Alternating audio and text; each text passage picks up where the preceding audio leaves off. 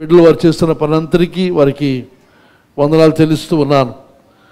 ఈరోజు కొద్దిసేపు దేవుని వాక్యాన్ని మనం ధ్యానం చేద్దాం. ఎంతవరకు ఆసక్తి ఉంది వినడానికి?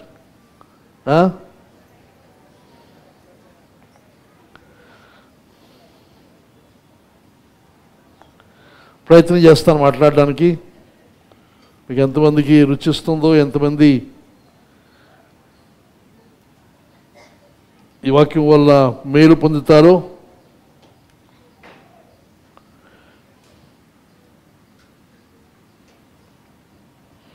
దయచేసి యెషయా గ్రంథం 9వ అధ్యాయం, యెషయా గ్రంథం 9వ అధ్యాయం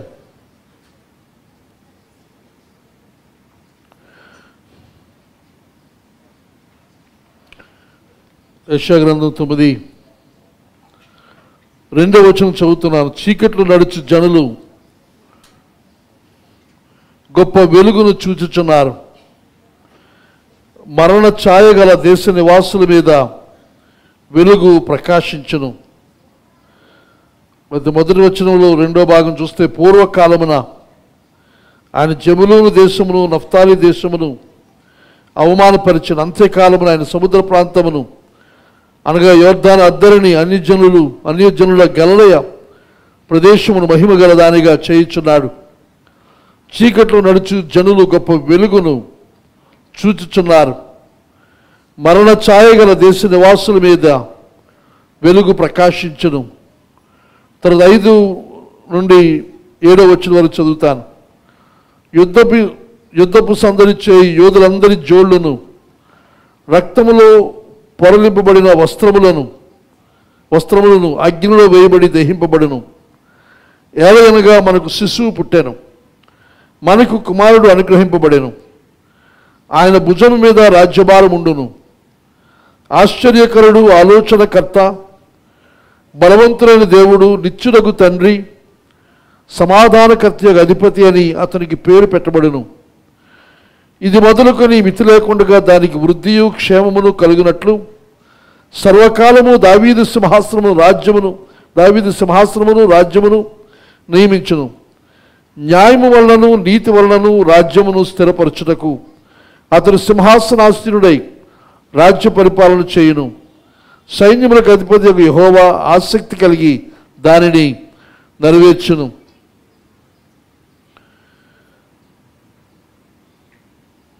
ఇక్కడ ఈ వాక్యం మనం చూసినప్పుడు క్రిస్మస్ కాలంలో ఎక్కువగా ఈ భాగాన్ని మనం చూస్తాం. ముఖ్యంగా 6వ వచనం చూస్తాం. ఆ ముందు వచనాలు పెద్దగా మనం పట్టించుకోము. ఇవన్నీ ఇక్కడ యెషయా ప్రవచన రీతిని మాట్లాడుతున్న విషయాలని మనవి చేస్తూ ఉన్నాను. జెబూలూను నఫ్తాలి ఆ గలిలయ ప్రాంతాలు పాడు చేయబడి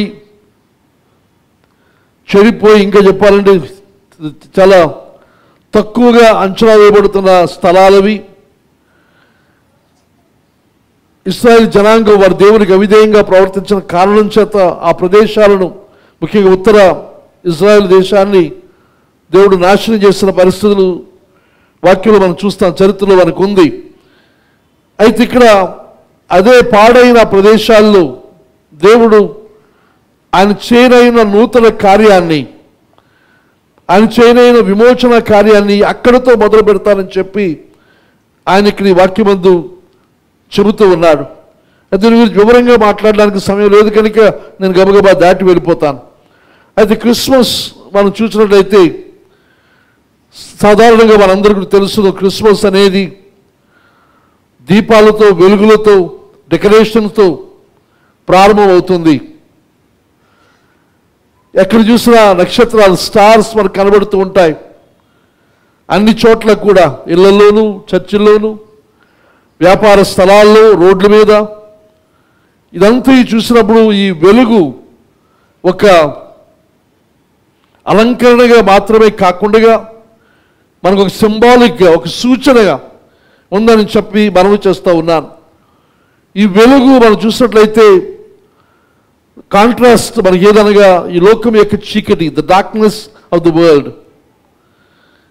ఈ లోకం చూసిన భయంకరమైన చీకట్లో ఉన్న ఈ పరిస్థితులు, ఈ వెలుగు కాంట్రాస్ట్గా మనకు కనిపిస్తూ ఉంది. మనందరూ కూడా తెలుసు, చీకట్లో మనకేమీ కనబడదు. ఒక గదిలో కానీ బయట కానీ ఎక్కడైనా సరే ఏదో ఒక వెలుగు మనకు లేకపోతే, మనకు తిరిగిన ప్రదేశాలు అయినప్పటికీ చీకటి అయ్యే సమయానికి ఎక్కడ ఏముందో అనే భయము మనకి కలుగుతూ ఉంటుంది. అయితే ఈ వెలుగు క్రిస్మస్ వెలుగుకు సూచనగా ఉన్న సంగతిని మనవి చేస్తూ ఉన్నాను. ఈ యెషయా గ్రంథం 9వ అధ్యాయాన్ని మొదటి 2 వచనాలను చెప్పాలని మత్తయి సువార్తలో మత్తయి వీటిని కోట్ చేస్తున్నాడు. మత్తయి సువార్త 4వ అధ్యాయంలో మనం చూస్తే ముఖ్యంగా 16వ వచనం అంటాడు, నజరేతు విడిచి జబులూను నఫ్తాలి దేశంలో ప్రాంతంలో సముద్ర తీరమందలి కపెర్నహూమునకు వచ్చి కాపురం ఉండారు. ఇక్కడ ప్రభువైన యేసు చేస్తున్న కార్యం అనగా, ఆయన జన్మించిన తరువాత ఐగుప్తుకు యోసేపు ద్వారా కొనుపోబడి మళ్ళీ తిరిగి వచ్చిన సందర్భాన్ని 4వ అధ్యాయం 12వ వచనం నుంచి మనం చూస్తాం. యోహాను చెరపట్టబడిన తరువాత యేసు గలిలయకు వెళ్ళి అక్కడ నుండి తన యొక్క సేవను నజరేతు నుండి ప్రారంభించినట్టుగా మనం చూస్తాం. అయితే ప్రారంభించే ముందు ఇక్కడ యెషయా గ్రంథంలోని ప్రవచన వాక్యాన్ని మత్తయి మనకు చూపిస్తూ ఉన్నాడు. జబులూను దేశమును నఫ్తాలి దేశమును యోర్దానికి ఆవలనున్న సముద్ర తీరమును అన్ని జనులు నివసించు గలిలయయు చీకట్లో కూర్చుండిన ప్రజలను గొప్ప వెలుగు చూచిరి. మరణ ప్రదేశంలోను మరణ ఛాయలోను కూర్చుని ఉన్న వారికి వెలుగు ఉదయించెను అని ప్రవక్త యెషయా ద్వారా పలుకబడినది నెరవేరినట్లు ఈలాగు జరిగెను. అప్పటి నుండి యేసు పరలోక రాజ్యం సమీపించినది గనుక మారు మనసు పొందిన చెప్పుచు ప్రకటింప మొదలుపెట్టాను. కానీ ఈయన చూసినప్పుడు ప్రభు తన సేవను ప్రారంభించింది ఈ యొక్క గలిలయ ప్రదేశం నుండి అనే సంగతిని యెషయా ముందుగానే ప్రవచించిన సంగతి మనం చూస్తూ ఉన్నాం. అయితే యోహాను సువార్తలో యోహాను అంటాడు, ఆయన 1వ అధ్యాయంలో చూస్తే ఆయనలో జీవం ఉండెను, ఆ జీవం మనుషులకు వెలుగై ఉండెను, ఆ వెలుగు చీకట్లో ప్రకాశించుచున్నది కానీ చీకటి దాన్ని గ్రహింపకుండాను. ఈ క్రిస్మస్లో ఈ వెలుగు ప్రభువైన యేసుక్రీస్తు పాత నిబంధన ఆ ప్రవచనం యొక్క నెరవేర్పుగా ఆయన వచ్చిన సంఘటన ఇక్కడ జ్ఞాపకం చేస్తూ ఉన్నాడు. తర్వాత ఇంకా 9వ వచనం చూస్తే నిజమైన వెలుగు ఉండెను, అది లోకములకు వచ్చుచు ప్రతి మనుష్యుని వెలిగించుచున్నది.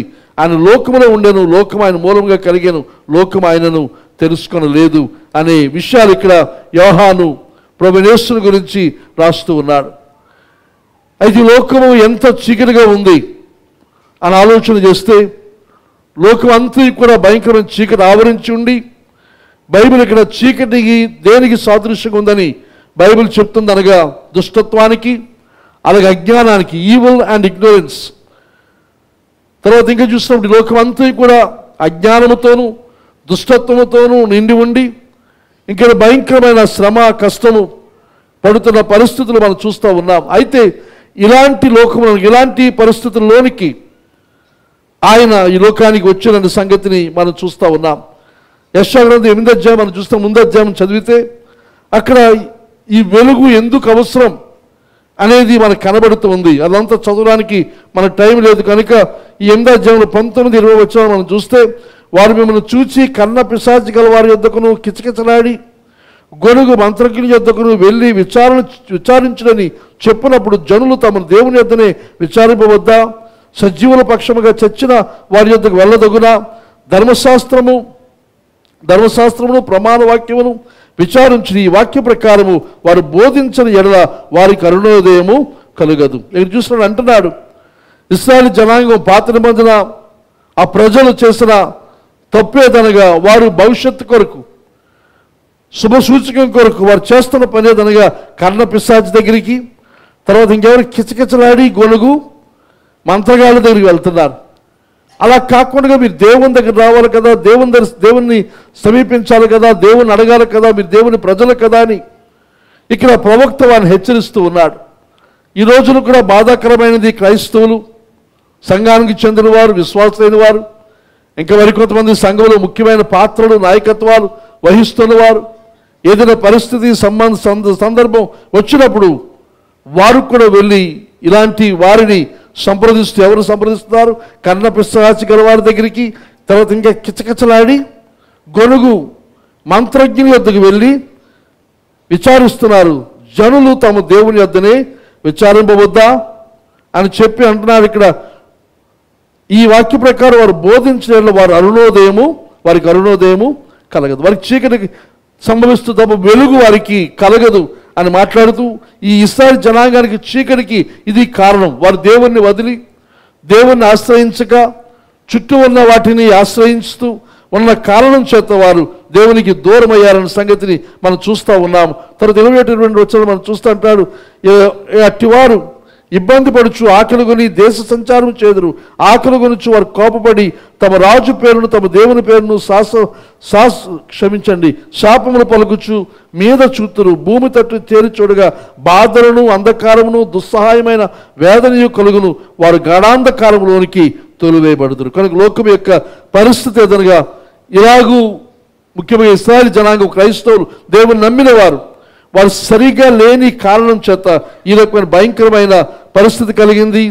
విపత్తు, ఆకలి, తర్వాత ఎటు చూసినా క్రింద పైన లోకం చూసినా పైకి చూసినా ఎక్కడ చూసినా చీకటే కనబడుతుంది తప్ప మరి ఏమీ కూడా కనబడని పరిస్థితి మనం చూస్తూ ఉన్నాం. అయితే ఈ యొక్క చీకటిలోనికి దేవుడు తనకు వెలుగును ప్రసరింపజేశాడు. వాక్యం మనం చూస్తాం. యోహాను సువార్త 8వ అధ్యాయం చూస్తే నేను లోకమునకు వెలుగై ఉన్నాను. అయితే ఈ లోకమునకు వెలుగైన క్రీస్తు ఈ క్రిస్మస్ దినమందు ఆయన వచ్చిన సంగతిని మనం జ్ఞాపకం చేసుకుంటూ ఆ వెలుగైన క్రీస్తు ఆయన ఎలాగ ఉన్నారు ఏమిటనేది ఇక్కడ యెషయా ప్రవచిస్తూ ఉన్నాడు. 9వ అధ్యాయం చూస్తే 6-7 వచనం, ఏలయనగా మనకు శిశువు పుట్టెను, మన కుమారుడు అనుగ్రహింపబడెను, ఆయన భుజం మీద రాజ్యభారం ఉండును. ఆశ్చర్యకరుడు, ఆలోచనకర్త, బలవంతుడైన దేవుడు, నిత్యులకు తండ్రి, సమాధానకర్త అధిపతి అని అతనికి పేరు పెట్టబడను. ఇక్కడ చూసినప్పుడు ఆ రక్షకునికి ప్రభువైన యేసుక్రీస్తునకు ప్రవచన రీతిగా చెప్పబడుతున్న ఆ శిశువుకు ఉన్న లక్షణాలు ఇక్కడ చెబుతూ ఉన్నాడు. ఏదనగా వండర్ఫుల్ కౌన్సిలర్, ఆయన చూసినట్లయితే ఆలోచనకర్త, తర్వాత అద్భుతమైన దేవుడు, నిత్యుడకు తండ్రి, ఆశ్చర్యకరుడు, ఆలోచనకర్త, బలవంతుడైన దేవుడు, తర్వాత సమాధాన కర్త, అధిపతి అనగా ప్రిన్స్ ఆఫ్ పీస్. ఇంగ్లీష్ మనం చూస్తే wonderful councillor, mighty God, ఎవలాస్టింగ్ father and prince of piece. ఈ 4 బిరుదులు కూడా మనం చూసినట్లయితే ఇవన్నీ కూడా దేవునికి చెందినవి. ఆ దేవునికి చెందిన బిరుదులన్నీ కూడా ఇక్కడ వాక్యం మనం చూస్తే ప్రభువునకు ఆపాదిస్తూ ఉన్నాడు. ఇక్కడ యెషయా ప్రవక్త అని చెప్పి మనవి చేస్తూ ఉన్నాను. ఆయనే సర్వశక్తి కలిగిన దేవుడు, ఆయనే నిత్యుడకు తండ్రి, ఆయనే అనగా దీన్ని బట్టి ఆయనే సృష్టికర్త అని మనకు అర్థమవుతుంది. కనుక ఈ పుట్టిన శిశువు ప్రభువైన యేసుక్రీస్తు ఆయనే దేవుడై ఉన్నాడు అనే సంగతిని ఇక్కడ తెలియజేస్తూ ఉన్నాడు.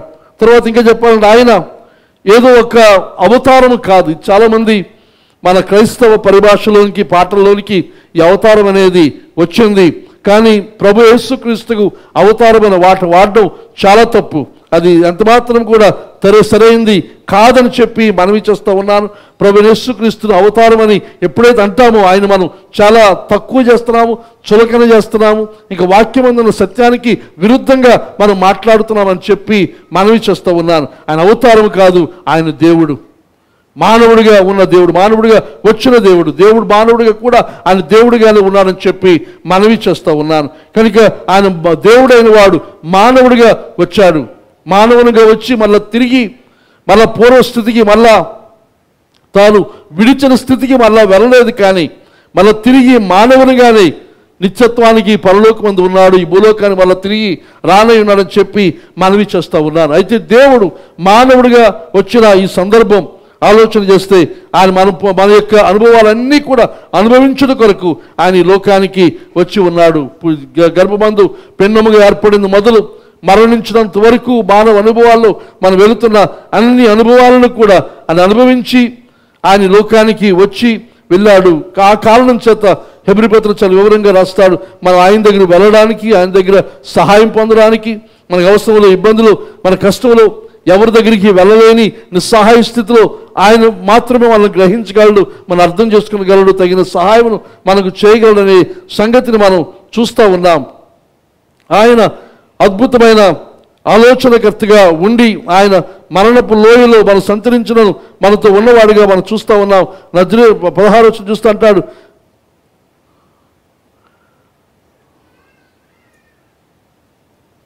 మరణ ప్రవచనం, మరణ ఛాయలోను కూర్చుని ఉన్న వారికి వెలుగు ఉదయించను. కనుక మరణ ఛాయలో, ఆ చీకట్లో, ఇంక మరణిస్తున్న ఆ పరిస్థితులు, ఆ చీకట్లో ఎవరు సమీపించలేని ఆ పరిస్థితుల్లో ఆయన దిగి వచ్చి ఆ మరణ ఛాయలో ఆయన వెలుగుగా ఉన్న సంగతిని మనం చూస్తూ ఉన్నాం.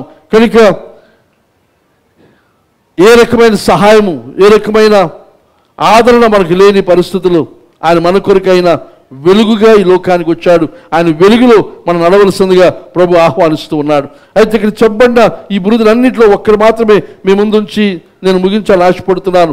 6వ వచనం అంటాడు, ఆయన సమాధానకర్తయగు అధిపతి, సమాధానకర్తయగు అధిపతి అనగా ప్రిన్స్ ఆఫ్ పీస్ అని మనం చూస్తూ ఉన్నాం. అయితే లూకా సువార్త 2వ అధ్యాయం మనం చూస్తే ఈ యొక్క క్రిస్మస్ కథలలో, క్రిస్మస్ చరిత్రలో ప్రభు యేసుక్రీస్తు జన్మించిన ఆ రాత్రి పరలోకపు ఆర్కెస్ట్రా వచ్చి 2వ అధ్యాయం 14వ వచనం, సర్వోన్నతమైన స్థలంలో దేవునికి మహిమయు ఆయనకి ఇష్టమైన మనుషులకు భూమి మీద సమాధానమును కలుగును గాకని దేవుని స్తోత్రము చేయుచును. ఆయనకి ఇష్టమైన మనుషులకు భూమి మీద సమాధానం, సర్వోన్నతమైన స్థలంలో దేవునికి మహిమ. ఇది పరలోకం నుండి వచ్చిన దేవుని యొక్క దూతలు ప్రభు యొక్క పనిని, ప్రభు యొక్క ఉద్దేశాన్ని ఇక్కడ వారు తెలియజేస్తున్న సంగతిని మనం చూస్తూ ఉన్న. భూమి మీద ఆయన సమాధానానికి ఇవ్వడానికి ఆయన వచ్చిన సంగతిని ఇక్కడ జ్ఞాపకం చేస్తూ ఉన్నాడు. తర్వాత ఇంకా చూస్తే ప్రభు యేసుక్రీస్తు పరలోకానికి ఆరోహణం ఒక మునుపు యోహాను సువార్త 14వ అధ్యాయం మనం చూస్తాము. యోహాను సువార్త 14వ అధ్యాయం 27వ వచనంలో మనం చూస్తే 14వ అధ్యాయం 27వ వచనం, శాంతి మీకు అనుగ్రహించి వెళ్ళుచున్నాను, నా శాంతినే మీకు అనుగ్రహించుచున్నాను, లోకం ఇచ్చినట్టుగా నేను మీకు అనుగ్రహించట్లేదు. మీ హృదయమును కలవరపడనీయకుడి, వెరువనీయకుడి. ఈ ప్రభు యేసుక్రీస్తు ఆయన శాంతి ప్రదాత అని అంటున్నాడు. మీకు శాంతి అనుగ్రహించి వెళుతున్నాను, నేను వెళ్ళిపోతున్నాను మీకు ఇస్తున్నది శాంతిని వదిలి వెళ్తున్నాను. కింద ఫుట్ నోట్ ఇచ్చాడు, అనగా సమాధానం. ఈ శాంతి సమాధానం రెండు కలిపి మనం ఆలోచన చేస్తే ఇంగ్లీష్లో దాన్ని పీస్ అనే మాటతో సంబోధించాలనే సంగతి మనవి చేస్తూ ఉన్నాను. కనుక ఈ లోకానికి ప్రభు వచ్చి ఆయన ఇచ్చేదనగా శాంతిని, నెమ్మదినిచ్చాడు. అయితే ఆ శాంతి, నెమ్మది మనం అనుభవించాలంటే ఫిలిప్పీ పత్రికలో 4వ అధ్యాయం రాస్తున్నాడు, మన ప్రతి విన్నపమును కృతజ్ఞతాపూర్వకంగా ఆయన విన్నవించుకుంటే మన హృదయంలో శాంతి, నెమ్మది ప్రభు అనుగ్రహిస్తాడు. కనుక ప్రభు యొక్క ఉద్దేశం ఏదనగా, ఆయన క్రిస్మస్ కారణం ఏదనగా, ప్రభు లోకానికి రావడం గల కారణం ఏదనగా, దేవుడైన వాడు, దేవునికి రక్షణలు అన్నీ కలిగిన ప్రభు యేసుక్రీస్తు దేవుడిగా ఉన్నవాడి లోకానికి వచ్చిన కారణం ప్రాముఖ్యముగా మనందరికీ శాంతి. లోకంలో చూసినప్పుడు నెమ్మది లేదు, అశాంతి, కలవరం, భయము, ఆందోళనతో ప్రజలందరూ కూడా జీవిస్తున్న ఈ దినాల్లో ప్రభు మనకిస్తున్న మాట ఏదనగా శాంతిని మీకు అనుగ్రహిస్తున్నాడు. శాంతి ప్రదాతగా ఆయన వచ్చాడన్న సంగతి పశువుల కాపరులకు దేవునికి దూతలు వచ్చి పాడి వినిపించారు. ప్రభు దాన్ని చెప్పాడు. తర్వాత ఇంకా చూసినప్పుడు ఆయన వెళ్ళిపోతూ కూడా ఈ మాట చెప్పిన సంగతిని మనము చూస్తూ ఉన్నాం. ఈ యొక్క శాంతి అనేది ఆలోచన చేస్తే దాని ఎక్కువ హీబ్రూ భాషలో షలోమ్ అని పదంతో ఉపయోగిస్తారు. ఆ షలోమ్ అనే పదంలో, గ్రీక్ భాషలో ఐరీన్ అనే పదం మనం ఆలోచిస్తాం. అవన్నీ కూడా చూసినప్పుడు ఒక సమతుల్యమైన ఐక్యత, తర్వాత ఒక హార్మోనియస్గా ఉండే పరిస్థితి అని చెప్పి మళ్ళీ తిరిగి దేవునితో సమకూర్చబడే స్థితి అని చెప్పి మనవి చేస్తారు. కనుక ఈ శాంతి, ఈ షలోములో, ఈ సమాధానంలో ఉన్న విషయాలు ఏదనగా దేవునితో సమాధానం. ఎందుకనగా రోమపత్రికలో మనం చూస్తే మానవ జాతి యొక్క పరిస్థితి ఏదనగా అందరము కూడా దేవుని ఎడల శత్రుత్వము కలిగి ఉన్నవారము, శత్రువులుగా మనం ఉన్నాము, దేవునికి విరోధులుగా ఉన్నామని చెప్పి పౌలు రోమపత్రికలో రాస్తాడు. అయితే మనం ఇంకనూ పాపులమై ఉంటుండగానే ప్రభు ఈ లోకానికి వచ్చి మనకు బదులుగా మన స్థానంలో ఆయన శిలువలో మరణించి ఆయన చేసిన కార్యం ఏదనగా దేవునితో మనకి సమాధానం, దేవునితో పీస్, దేవునికి మనకి మధ్య షలోమ్ని ఆయన ఏర్పాటు చేశాడని చెప్పి మనవి చేస్తూ ఉన్నాను. కనుక ప్రభు యేసుక్రీస్తు వచ్చింది ప్రాముఖ్యముగా దేవునితో మనకు సమాధానం, దేవునితో సఖ్యత, దేవునికి విరోధముగా, దేవునికి దూరముగా, దేవుణ్ణి కాక ఇతర విషయాలను ఇతరులను లేకపోతే దేవుణ్ణి సమీపించగా దేవునికి బదులుగా మన సొంతంగా మనం ఏర్పాటు చేసుకున్న దేవుళ్ళు దేవతలను మనం సేవిస్తూ దేవుని యందు విరోధముగా మనం ప్రవర్తిస్తున్నప్పుడు మనల్ని క్షమించి మనం ప్రేమించి మన తన యొద్ద చేర్చుకున్నట్టు కొరకే దేవుడే ఈ లోకానికి మానవుడిగా వచ్చాడు. ఆయనకు ముఖ్యమైన కార్యం మనలో శాంతి. ఆ శాంతిని ఇవ్వడం అనగా దేవునితో సమాధానం, తండ్రి అయిన దేవునితో సఖ్యత అనుబంధంలో మనం కొనసాగుకుని దేవుడు ఆశిస్తూ ఉన్నాడు. ఇదే యెషయా 9:5 అంటున్నాడు, యుద్ధపు సందరిచ్చే యోధులందరి జోళ్లను రక్తములో పొరలింపబడిన వస్త్రములను అగ్నిలో వేయబడి దహింపబడును. ఇక్కడ చూసినప్పుడు ఆ జబులూను నఫ్తాలి ఆ ప్రదేశాలు మీరు యుద్ధం చేయవలసిన అవసరం లేదు. ఎందుకనగా ఆ బూట్లు లేకపోతే యుద్ధానికి వాడే ఆ పాదరక్షలు, తర్వాత ఆ వస్త్రాలు, రక్తంలో ఉన్న వస్త్రాలు అవన్నీ కూడా అగ్నిలో వేయబడి దహించబడతాయి. అనగా మీరు ఇక మీద యుద్ధము చేయవలసిన అవసరం లేదు. మీ పాపలను క్షమించడం కొరకు, మిమ్మల్ని బలవంతులు చేయడం కొరకు, మీరు జయాన్ని మీకు ఇచ్చుట కొరకే, నిత్య జీవాన్ని మీకు ఇచ్చుట కొరకే ఆ యెషయా గ్రంథంలో తర్వాత 42 నుంచి 55 వచనాలు మనం చూసినట్లయితే యేసు ప్రభుని గురించిన ప్రవచన వాక్యాలు మనం చూస్తాం. ముఖ్యంగా 53:5 చూస్తూ అంటాడు ఇక్కడ యెషయా 53:5 మన అతిక్రమ క్రియలను బట్టి అతడు గాయపరచబడెను, మన దోషములను బట్టి నలుగొట్టబడెను, మన సమాధానార్థమైన శిక్ష అతని మీద పడెను, అతడు పొందిన దెబ్బల చేత మనకు స్వస్థత కలుగుచున్నది, అందరము గొర్రెల వలె త్రోవ తప్పిపోతుంది. చూస్తే మన అతిక్రమ క్రియలను బట్టి, మన యొక్క రిబెలియన్, ఇంగ్లీష్ మనం ఆడుతున్న మాట, మన యొక్క రిబెలియన్ బట్టి అతడు గాయపరచబడిను, మన దోషములు బట్టి అనగా మన యొక్క పాపములను బట్టి, మనకి సిన్స్ని బట్టి ఆయన నలుగొట్టబడ్డాడు, మన సమాధానార్థమైన శిక్ష ఆయన మీద పడింది. కనుక ప్రభువైన యేసుక్రీస్తు ఎప్పుడైతే ఈ లోకానికి దేవుడు వెలుగైన వాడుగా వెలుగుగా వచ్చేది, ఈ లోకానికి వచ్చి ఆయన స్త్రీలో మరణించినప్పుడు మనకందరికీ కూడా తెలుసు. మత్తయి సువార్త 27:4-5 మనం చూస్తే మధ్యాహ్నం 3 గంటల నుండి సాయంత్రం వరకు కూడా 12 నుంచి 3 గంటల వరకు కూడా చీకటి ఆవరించిన పరిస్థితి. అనగా వెలుగైన వాడు, వెలుగును కలుగజేసిన వెలుగుకు మూలమైన వాడు ఆయనే మరణిస్తూ ఉన్నప్పుడు లోకమంతా కూడా చీకటి అయిన పరిస్థితిని మనము చూస్తూ ఉన్నాము.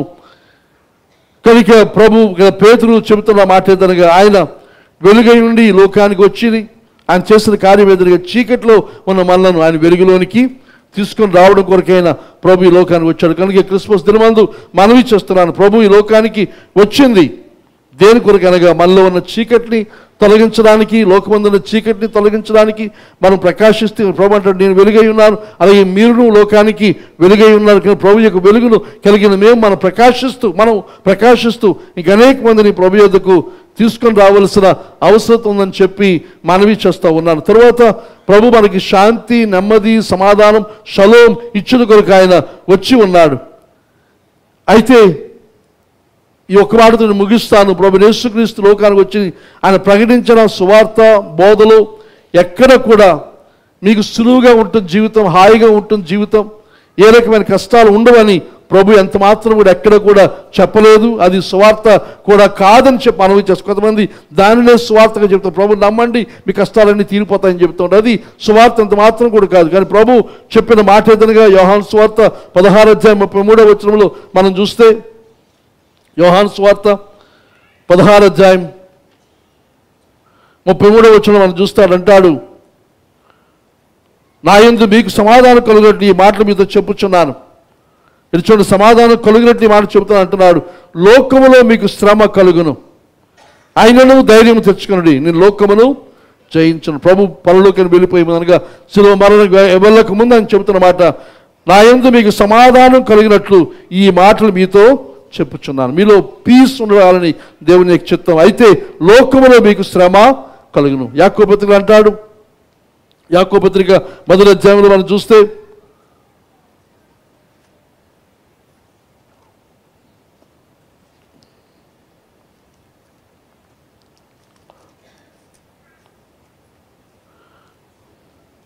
యాకోబు పత్రిక 1వ అధ్యాయం 2వ వచనం చూస్తే, నా సహోదరులారా మీ విశ్వాసంలో కలుగు పరీక్ష ఓర్పును పుట్టించిన ఎరిగి మీరు నానా విధములైన శోధనలలో పడినప్పుడు అది మహానందమని ఎంచుకోండి. నానా విధమైన శోధనలు అనేకం కలుగుతాయని చెప్పి ప్రభు అంటూ ఉన్నాడు.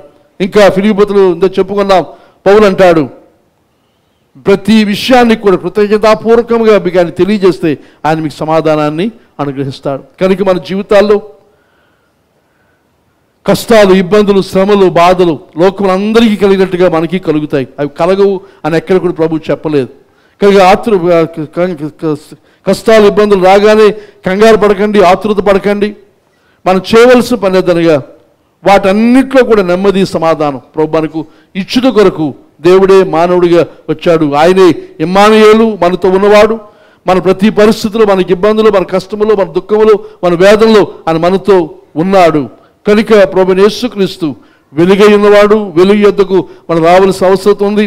అది మన వెలుగు దగ్గర రాకపోవడం గల కారణం ఏదనగా మనము మన సొంత ఇష్టాన్ని, సొంత ఉద్దేశాలు నెరవేర్చుకొరకైనా ఆశతో, తాపత్రయంతో దేవునికి వెలుగు యొద్దకు మనం రాకుండా ఉన్నట్లయితే మనవి చేస్తున్నాను, ప్రభు యొద్దకు వద్దాం, ఆయన వెలుగును స్వీకరిద్దాం. ఈ క్రిస్మస్ దినమైందైనా ప్రభునందు మన యొక్క విశ్వాసాన్ని, మన యొక్క ఆసక్తిని ప్రభు కనపరిచి తెలియచేసుకొని ఆయన ఇస్తున్న ఈ రక్షణ చూసినట్లయితే అంటున్నాడు, ఆయన ఆశ్చర్యకరుడు, ఆలోచనకర్త, బలవంతుడైన దేవుడు, నిత్యుడగు తండ్రి, సమాధానకర్త. ఇవన్నీ కూడా మనందరి జీవితాల్లో దినదినము మనం అనుభవించవలసిన అవసరం ఉంది. దేవుడే మానవుడిగా వచ్చి ఆ దేవుడే మనతో ఉండి నడిపిస్తూ మన జీవితాల్లో కావలసిన ప్రతి పరిస్థితుల్లో ఆశ్చర్యకరమైన కార్యాలు జరిగిస్తాడు. ఆయన చేసే ప్రతిదీ ఆశ్చర్యం. ఆయన ఆలోచన మన బలము, జ్ఞానాన్ని అనుగ్రహిస్తాడు. మన ఆలోచన నెరవేర్చగలిగిన బలవంతుడు. నేను ఎప్పుడైతే బలహీనునో అప్పుడే ఆయన నేను బలవంతుడు అన్న మాట పౌలు చెప్పడం మనం చూస్తాం. కనుక ప్రభు మనకుండగా మనకు బలం లేకపోవచ్చును, కానీ బలవంతుడైన దేవుడు మనతో ఉన్నాడు. ఆ నిత్యునగు తండ్రి, ఆయన ఎల్లప్పుడూ ఉన్నవాడు, ఆది అంతము లేనివాడు. ఆయన మనతో ఉండి మన సమాధానమును, నెమ్మదిని, పీస్ని అనుగ్రహించుకోరికి ఆయన ఇష్టపడుతున్నాడు.